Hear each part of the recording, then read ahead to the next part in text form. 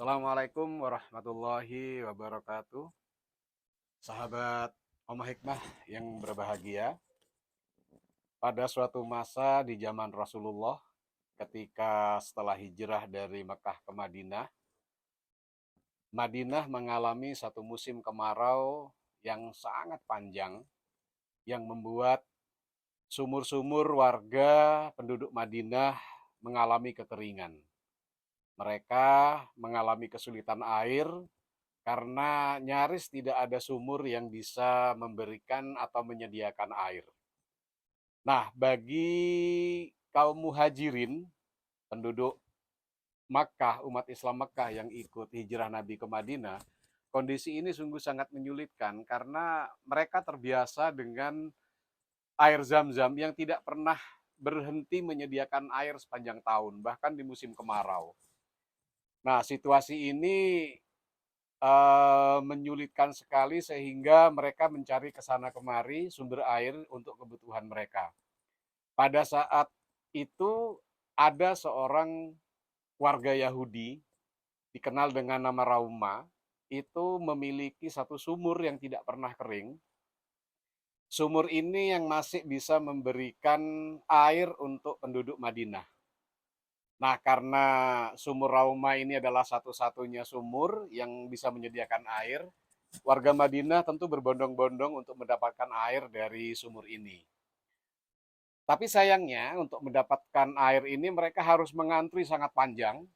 Antri panjang ya kita bisa lihat kalau sekarang kayak antrian sembako itu ya. Kalau ada operasi pasar itu kan panjang antrian. Kira-kira seperti itulah. Cuman bedanya selain mengantri, penduduk Madinah ini harus membeli. Jadi air itu tidak diberikan cuma-cuma oleh Rauma ini, tapi harus bayar. Nah, dengan kondisi ini, Rauma tentu mendapatkan keuntungan yang sangat besar karena airnya itu gratis, dia sediakan nggak perlu alat untuk mengambil, nggak perlu effort, nggak perlu usaha lain, tapi sudah tersedia di sumur. Sementara bagi penduduk Madinah, bagi umat Islam, ini sangat menyulitkan karena menambah pengeluaran mereka. Situasi ini kemudian disampaikan kepada Rasul tentang kesulitan mereka mendapatkan air. Dan hanya satu-satunya sumur yang menyediakan air, tapi mereka harus antri dan bayar.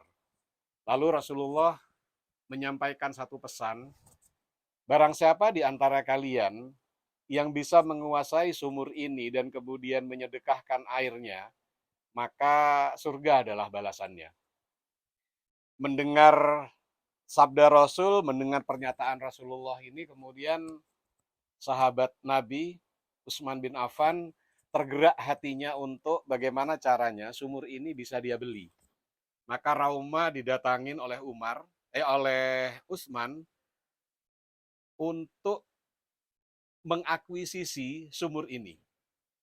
Nah, cuman ketika sudah bertemu dengan Rauma, Rauma ini kan mendapatkan keuntungan yang sangat besar setiap hari dari sumur ini sehingga dia menolak untuk melepaskan sumur itu untuk dibeli oleh Utsman. Berapapun harganya. Nah, cuman karena Utsman ini sahabat Utsman bin Affan ini adalah seorang pebisnis dan seorang negosiator yang sangat ulung, Sayyidina Utsman tidak menyerah dengan penolakan dari Rauma. Singkat cerita, Sayyidina Utsman mencari cara bagaimana supaya bisa juga memiliki sumur ini. Sampai akhirnya Sayyidina Utsman menawarkan bagaimana kalau sumur ini aku beli setengah, separuhnya, separuh untuk kamu, separuh untuk aku. Dengan aku membeli ini, hari ini aku yang menguasai sumur dan dan esok harinya baru kamu yang menguasai sumur. Mendengar tawaran ini, eh, Rauma mulai berpikir bahwa ini adalah kesempatan emas karena satu dia tidak kehilangan sumber pendapatannya. Terus yang kedua, setiap hari dia masih bisa mendapatkan keuntungan dari menjual air ini. Nah, karena tawaran Utsman dianggap menarik, akhirnya terjadilah transaksi dan Rauma sepakat untuk melepas hak kepemilikan sumur itu setengah seharga 20.000 dirham. Kemudian Sayyidina Utsman membayar 20.000 dirham dan sejak itu sumur ini dikuasai oleh dua orang, oleh Rauma dan oleh Sayyidina Utsman. Nah, yang menarik adalah ketika sumur ini sudah dikuasai oleh Sayyidina Utsman separuhnya. Jadi pada hari haknya Sayyidina Utsman memiliki sumur, Sayyidina Utsman mengumumkan kepada warga Madinah, silahkan ambil air secukupnya untuk kebutuhan 2 hari. Jadi bukan untuk hari itu saja, kumpulkan semua penduduk Madinah untuk mengambil air secukupnya untuk 2 hari. Nah, berbondong-bondong umat Islam dan penduduk Madinah mengambil air untuk cadangan 2 hari. Giliran hari berikutnya, ketika sumur ini dikuasai oleh Rauma, nggak ada lagi orang yang antri untuk membeli airnya. Nah, Rauma terkejut dengan strategi yang dilakukan oleh Sayyidina Utsman, sehingga lambat hari tidak ada lagi yang membeli air. Kemudian Rauma mendatangi Sayyidina Utsman dan menawarkan, kalau begini kondisinya, aku lebih baik melepaskan semua hak kepemilikanku. Oleh Sayyidina Utsman, kemudian sumur ini dibeli sepenuhnya, dibayar sebanyak 20.000 dirham, sehingga kepemilikan sumur itu sepenuhnya milik Sayyidina Utsman. Sejak itulah sumur ini memberikan persediaan air yang gratis untuk penduduk Madinah, dan lambat laun di sekitar sumur ini tumbuh yang namanya kebun kurma. Kalau sekarang kebun kurma ini jadi favoritnya jamaah umroh ya, jamaah umroh dan haji. Kalau sedang di Madinah pasti berkunjung ke kebun kurma ini. Lokasinya tidak jauh dari Masjid Qiblatain. Nah, eh, sumur ini, kemudian kebun kurma ini diinfakkan, diwakafkan oleh Sayyidina Umar untuk kepentingan umat Islam, dan lambat laun terus berkembang dan sampai hari ini sumur Rauma yang kemudian berubah namanya menjadi Sumur Utsman terus memberikan manfaat untuk umat Islam. Bukan hanya airnya, tapi juga kebun kurmanya. Nah, oleh pemerintah Saudi kemudian dibentuklah satu badan untuk mengelola kebun kurma ini. Kemudian keuntungan dari kebun kurma ini digunakan untuk proyek-proyek lain yang strategis yang mendatangkan keuntungan lain. Dan akhir dari manfaat itu adalah digunakan untuk membiayai anak-anak yatim, duafa, mendirikan lembaga pendidikan, kemudian mendirikan hotel, yang keuntungannya dikembalikan lagi. Nah, yang menarik adalah sebagian dari keuntungan keuntungan eh, kebun kurma ini dimasukkan ke satu rekening bank yang dianggap sebagai rekening bank tertua atas nama Utsman bin Affan. Nah, sisanya digunakan untuk kepentingan sosial. Sampai sekarang banyak sekali manfaat yang didapatkan oleh penduduk Madinah, penduduk Saudi, dan sekitarnya yang mendapatkan manfaat dari hasil kebun kurma ini. Apa yang menarik pelajaran dari kisah ini? Yang pertama, bagi para pebisnis ya, bagi para usahawan, memiliki visi yang jauh ke depan seperti Sayyidina Umar itu sangat penting.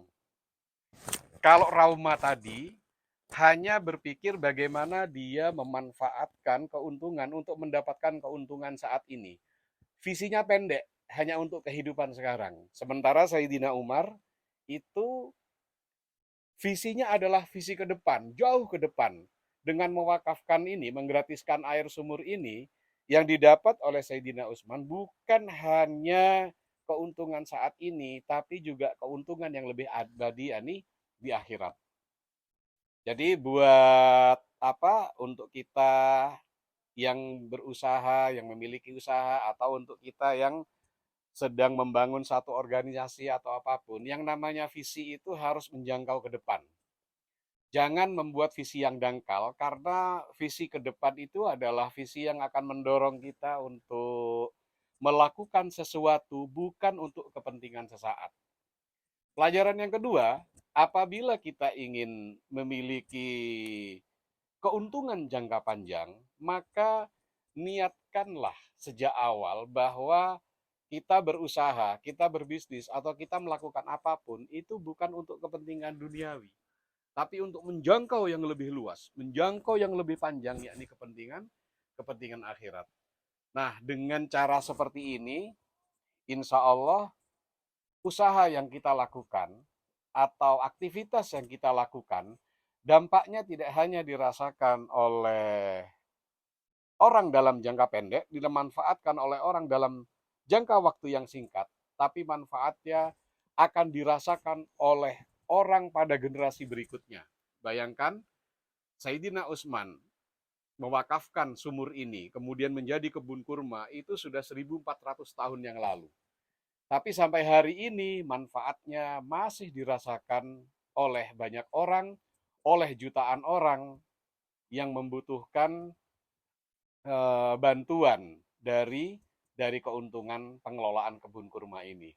Semoga kisah Utsman bin Affan ketika mengakuisisi sumur ini kemudian mewakafkan menjadi inspirasi bagi kita bahwa melakukan sesuatu dengan niat untuk membantu orang lain itu akan jauh lebih abadi dan jauh lebih menguntungkan daripada kita meniatkan sesuatu hanya untuk keuntungan saat ini dan untuk keuntungan dunia semata.